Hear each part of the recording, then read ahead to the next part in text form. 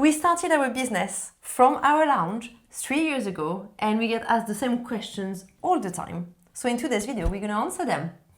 I got Paul with me, a rare sight. He agreed to take part into that video because talking about Moloko is his favorite thing ever. I'm joking. So I think let's get started. Let's get started. Let's do it. Okay, first question. So what does Moloko mean? The one we get asked the most, definitely for me. If you're Russian or Ukrainian, it means milk.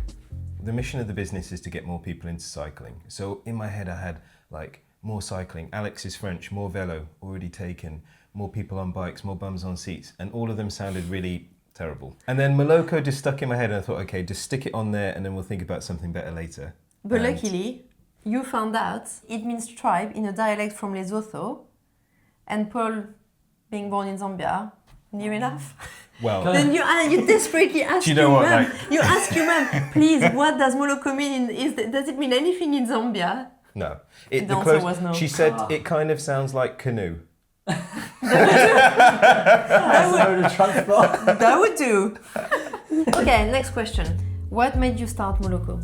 This one's for you again. Yeah, I'll take that one. So, I had a pretty nice, cushy desk job, but I wasn't all that fulfilled. But I just felt like there was more to life than that. And I knew if I woke up at 50, 55 and I was on my way to retirement and that's all I'd done, I hadn't really made an impact on other people. And I'm very lucky that I've got a really inspiring dad who, in his own way, made a massive impact to millions of people. And so I kind of thought, okay, let's try and step into his shoes a little bit. At the same time, COVID happened and there were two main things. Firstly, I had time to sit at home and think about what I wanted to do next, and I think a lot of us did. Secondly, there was some stuff around George Floyd and about activism that really put a fire in my belly about standing up for what I thought was right and trying to make a change. So I went back to the office and I started some communities to protect people within the business or at least support them. And then also, because I worked for a company that owned shopping centres, we had loads of people of different backgrounds coming into our shopping centres that weren't being looked after. So long story short, I got into sort of campaigning. I got a bit of a fire in my belly. I got a kind of like, don't take no as an answer when it comes to work and let's make change happen. It does it in private life as well. And yeah, it's kind of infected my soul a little bit. So the other side of that is I started to cycle to work because I had a really terrible knee. I did loads of different sports as a young man growing up, rugby, football, tennis. I was in the TA for a while and my knee was just shot to pieces and the only thing I could do was cycle. So I bought a rusty old bike from a fireman back in like 2012 and like within a few weeks, the best part of my day was my commute. And not only that, because I've got a bit of an engineering background, the next best part of my day was fixing this bike because it was terrible. Then it just morphed into it. I became that guy in the office turning up in Lycra, so people would ask me during COVID, how did they get into the sport? And when I met Alex, she wasn't really into cycling. He turned out to our third date, date number 3, in full Lycra. But not only Lycra, he had leg warmers, arm warmers, and I was like, what the fuck is going on? Oh. She almost kicked me out. She almost slammed the door in my face on our third date. Luckily, I jammed my foot in the door so she couldn't shut it. Anyway, how we started Moloko? Yes, going back to it. So Moloko, basically, during COVID, friends, colleagues were asking us, how do I get into this sport? Bikes are super expensive. So we would just start buying bikes on eBay, refurbishing them, and either selling them to them or renting it to them and say, look, you haven't got any bib shorts, you need a helmet, here's some old stuff.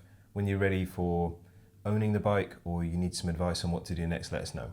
He even bought a turbo trainer, so people would come into that lounge that you see here and Paul would just put the bike on the turbo trainer, feed them to the bike, adjusting the saddle, making sure they were comfortable. I've got videos of my dad doing this when Have you? Yeah, you got a bike for him and he was in the lounge on his Blue Canyon. When you think about it, we had a lot of trust from our customers. Oh my gosh, yeah. Like, come to our flat in order to get a bike. And do you know what the cool thing is? Most of those people are still in touch. The connections we started to make were amazing. But problem was, the bike is actually just a tool. There's so much more that support that people need. Like the barriers that we want to get rid of to make getting into cycling easier so that millions of people can be riding their bikes more often. Cost, complexity, fear of traffic, fear of being judged by other cyclists, fear of walking into a bike shop and being patronised. Like there was a whole ton of other stuff. So we started to develop social rides where it was no drop and we're going to look after you, and it's not about speed, it's about meeting people. And then, add all of the other services. People would go on those social rides and ask us, oh, this is cool, but can we do it somewhere sunny?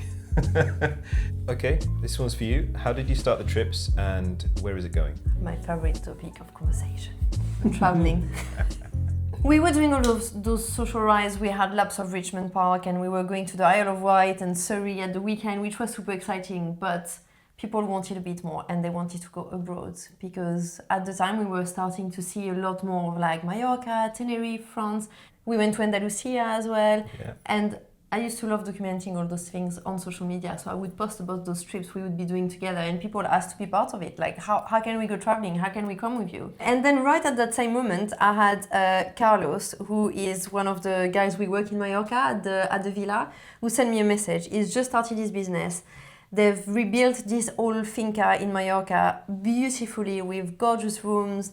They were really into their cooking and they wanted to host a cycling experience there, but that was not just, cycling hotel and you have a bike room. It was much more.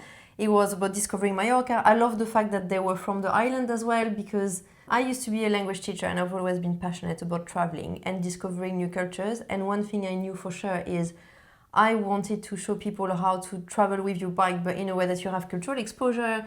Obviously, English people like to speak English and feel maybe more comfortable when they're in an English-speaking environment. Very tactfully said. But I think they need to be taken out of their comfort zone sometimes, yes, and be immersed and exposed into what Mallorca is very about. And those guys at the Finca, they were exactly that. So I thought, okay, perfect. They invited Paul and I to come, and I thought, let's just get all our friends together, get a group of us, and have a cycling holiday in Mallorca. And it was amazing. Oh, we so call good. it the OG week. Like it's all in our memories all the time. Like half of those people were at the summer party a few months ago, and we always talk about how incredible that trip was.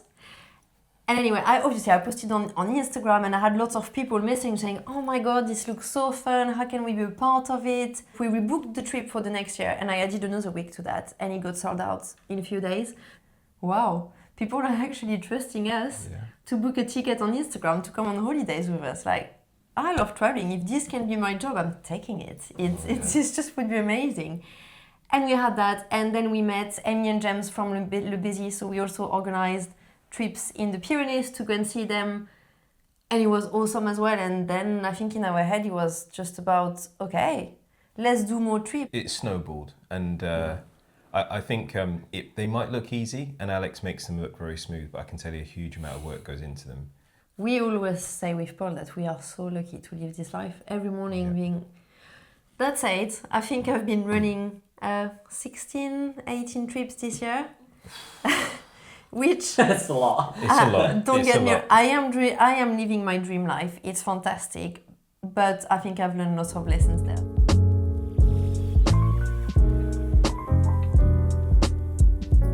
What's the best thing about running Moloko?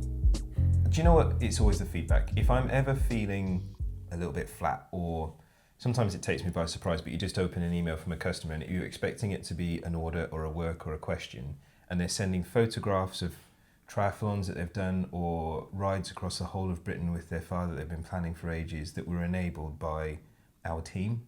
That feels absolutely amazing. I agree. I think for me is the same in maybe a slightly different context. I was in the Pyrenees with a group of girls last week, and the Tourmalet was on the cards, and the emotions there, because maybe women are not anxious than men, but if women are anxious, they express it loudly and they say it. And having all of this conversation the day before about don't worry, you can do it, you've got this, you're gonna be so proud of yourself. But when you tell them they're gonna have to climb 20 kilometers, they freak out. And there's lots of emotions that are going through there. And we approach the climb and everyone's a bit stressy and like, are we starting yet? Are we starting yet? And then we climb, we in there, everyone gets into their own heads, is their zone, is their climb. And you get to the top and you just wait for them to arrive all one by one. Just talking about it gives me goosebumps. Like, it's just incredible. And they just get to the top and they've done it. It's just incredible. Yeah. Going dark now. What's the worst thing about running the business? I better tell you. I'll start with that one. I would say the hardest thing we found initially was raising money, because when you have no traction and you're just a good idea on PowerPoint, you're full of self-doubt anyway. You keep moving forward because you believe in what you're trying to do. But then when you take this idea, which is your baby and you're really invested in, and you've got a lot on the line because you've handed in your resignation and the bills are, you no longer got a regular wage, and you're pitching it to people who are sat across the desk saying, yeah, but it's not going to work because of X. Everyone was like a dagger to the heart, but with lots of effort, and Alex putting a lot of time investing in people, asking them for their support, us reaching out to our family, us investing a lot ourselves. We did a crowdfund, and that gave us our first big boost. And everything since then gets a little bit easier because you can start saying, okay, well, I've done these amount of sales now. You start meeting more people. Quite frankly, also you start being better at giving a 30-second pitch. When I find comfort, I can be a bit, okay, that's great. Things are working. This is running.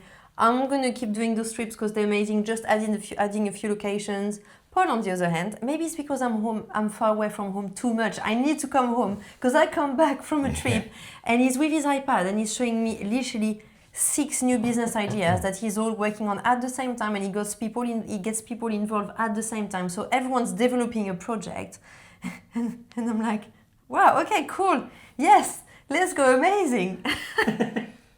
No, I don't always say let's go amazing. I get it.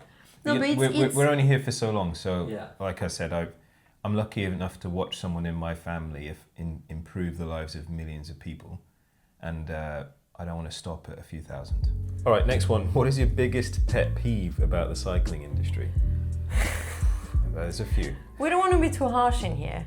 No, I know my one. Some men always having an opinion on how you cycle if you're a woman, and looking for the things. It's just, that unwanted advice. Just so you know, if you go and watch any tech video on cycling, there's the same dudes in there, keyboard warrioring away. But they don't say it in real life. They don't say it in real life, yeah. I had someone in Richmond Park telling me, it was like a few years ago, but they just come right next to me and say, oh, you should be in the big ring here, really?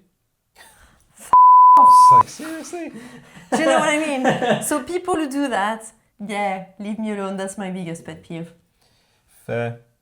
I mean, I must admit, the whole thing about Moloko started by trying to undo some of these unnecessary barriers because we think the sport gives people so much mental health and physical health. It's amazing. And yeah, sometimes we shoot ourselves in our own foot. Like, we find so many ways to divide ourselves. Oh, you're a cyclist? Oh, you're not my kind of cyclist because your socks aren't the right length. Or you're riding a triathlon, so that you're not wearing socks, so that makes you not one of us. Or you're not a mountain biker, so I can't talk to you. Like, we're such a niche sport that's often struggling to get sponsorship, airtime, grow its diversity, keep costs down, fight against drivers, get the council to fix potholes, stay safe on the roads. Like, we've got enough battles going on with everybody else that I think we should be clubbing together a little bit more. I agree. Okay, right, this is a good one. What's the most annoying thing the other person does? Can I start this? Oh! So, my whole thing is thinking big, where we're going to be in 2 years' time. Let's get excited. I call it like 2030, thinking about what things could be in 2030 and trying to make them happen as soon as possible. Alex likes to move a little bit slower and can take maybe a few days, months, years to get her head around concepts like YouTube. But when she does, she really bites into it and she makes it more of a success than even I could imagine. Like, the way the trips have gone is ridiculous, beyond my wildest dreams. The way the social rides, the way Alex is running our accounts and social media, and then most importantly, doing new things like YouTube. We've got loads of challenges for her next year that are going to be well out of her comfort zone, but are going to be great to sort of show people what's possible on this channel. Luke and Paul have been plotting last night a list of challenges that I'm not aware of that they're going to put for me to do on YouTube. Pain. I don't know if I should be scared or excited. Actually scared after what you said. Hit me with it. What's mine? It's pretty annoying that you push me out of my comfort zone 24/7. Fair. Yeah, it is annoying. I'm grateful for it because it made me like a better person and a more resilient person, but sometimes I just want to chill. And there's never any chill with you. It's like I'm being pushed literally out of my comfort zone 24/7. Yeah. And you like doing it in the evening when I'm tired because this is your peak energy time. I'll give you a really good example of how annoying I can be with this. I really wanted Alex to be able to fix her own punctures because I just think it's a really important thing to be able to feel like you can be anywhere. And if you're leading rides, you can't be relying on other people. He picked the most annoying moments every single time. Evening when I'm dead tired, or when I just had my nails done. Just literally the worst moment, telling me, oh yeah, but if it happens on the road, it's never when you want it. Yeah, so I can be really annoying. Okay, next question. How did we end up working with Canyon? Oh, I love that question. That's a good one. That is a good one. Actually, the reason why I got into cycling is because he tricked me on a holiday to Mallorca, because he wanted to test ride the Canyon bikes before buying it, and that was the only place where we could do that. And before I knew what happened to me, I was just like cycling in Formentor, and the next day up Sacalobra in my trainers and gym leggings. Anyway. Cute photos and videos because that's bloody hilarious. Then when I started cycling, you put me on a leaf bike, and you were riding a really nice black Canyon. I was like, I really want the black Canyon bikes. Anyway, I got my Canyon, really loved the bikes, and we started a business. And obviously, the number one brand we wanted to work with was Canyon. All our fleet of rental bikes were second-hand Canyons that you had found on eBay. Then you bought another like batch of Canyons online, and we were doing so much promotion for the brand without having any connection with them that I was like, we need to work with them. And we went to Thule Live. That's a show that happens in London every year, and I met Tom, who's on the A-Road video, the A-Road build video, and I see him there at the stall, and I pitch in a way, talk about our business, what we do, getting so excited, and he just tells me to use the email contact form on the Canyon website. I was like, okay, fine. I came home being like, yeah, Canyon, forget about it, not interested. 4 months later, maybe something like this, received an email from Canyon asking, yeah, just curious about what we're doing, just curious about what you're doing, can we come see your space? And then I was, oh, that could go both ways. They could get excited, or they could tell us to just stop using their bike. So I don't know what's going to happen. And then Tom arrives, and I recognized that guy from Ruler that was so rude to me. And I'm like, what's going on there? We had a really nice chat. He was actually very nice. We got sent to Girona to do a shoot for some Canyon gear. And following that, we just became ambassadors for them. They gave us bikes. And that was a proper pinch me moment. Oh yeah. We were so excited. And to that day, every time we get a new Canyon bike, every day it's just... I pick up that bike, I feel so lucky. Me too. They align with our vision, which I think is really rare in the cycling industry for bike brands. Yeah. And visiting their factory was like... That was sick as well. Oh, that was awesome. It's great because actually, okay, you don't meet your heroes and kind of thing, but actually a lot of the things that you see on the surface from Canyon, they live out, and their staff, every single one of them that we met on that factory tour, and we're talking like dozens of people, all had the same energy we have for the brand. It was awesome. Who's the most famous person that you've met since we started Moloko? My answer is Sir Chris Hoy.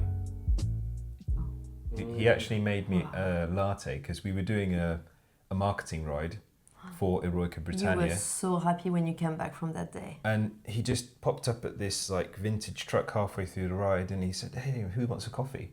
And like, that guy's my hero. He's just so down to earth, and he really has some amazing values about him. Like, read some of his books. He's an awesome human being as well as being a ridiculous athlete.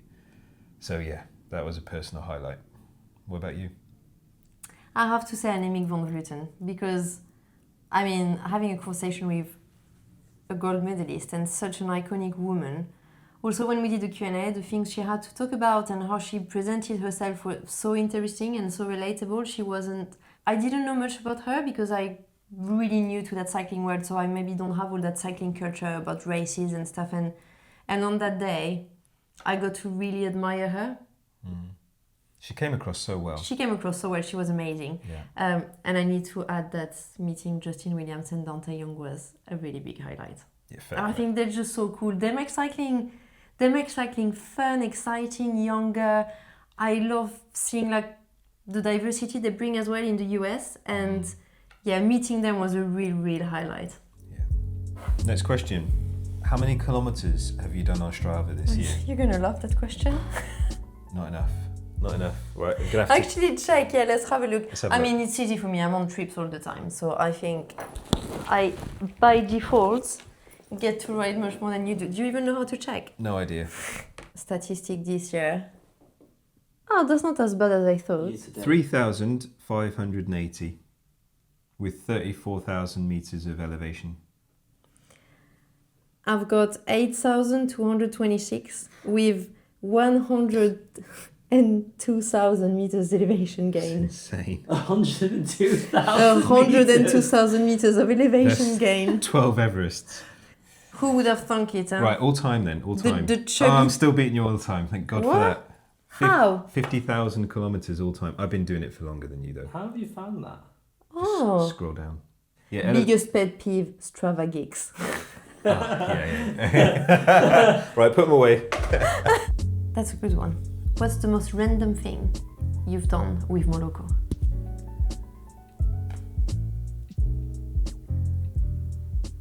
Do you want me to answer worst you Yeah, think? you answer while I'm mulling on it. Okay, definitely getting in a rally car with Elfin Evans Yeah.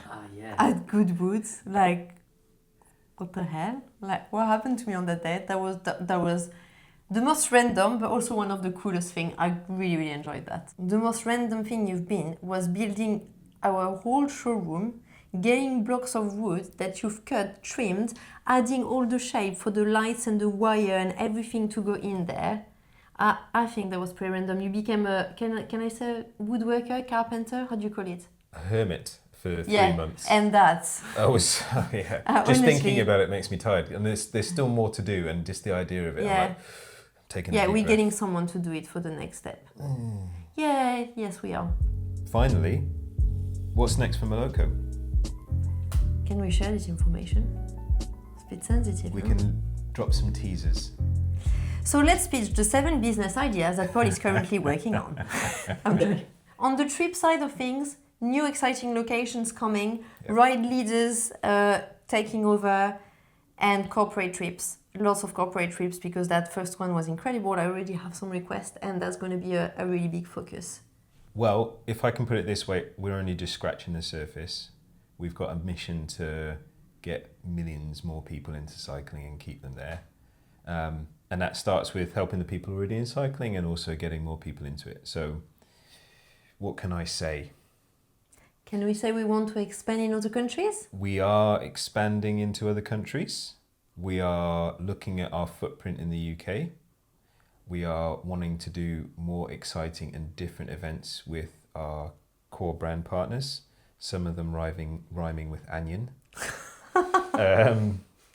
And do you know what? We want to build a team because actually the more people we have and the more capable people on board, the more it helps Alex and I dream about the future and the things that we can do. So yeah, there's something next year about making sure everything is running really smoothly and we make the most of the opportunities we have, but we definitely want to expand. And if you want to tell us in the comments where you would like to see Moloko expanding and what exciting trips location you would want to have access to, let us know in the comments. This is the most amount of time we've spent together in the last 2 weeks. Yeah, this is quality Let's time do more. for us. That's quality time. I love it. Thank you so much for watching. I hope you enjoyed that video. That was a bit of a different format. If you want to see more of this, please let us know in the comments what questions you have for us and we will make sure that we will put them all together and answer it in another video like this. Please subscribe. See you in the next video. On videos, the tears flowing and I'm sipping slow. Wishing it was this easy to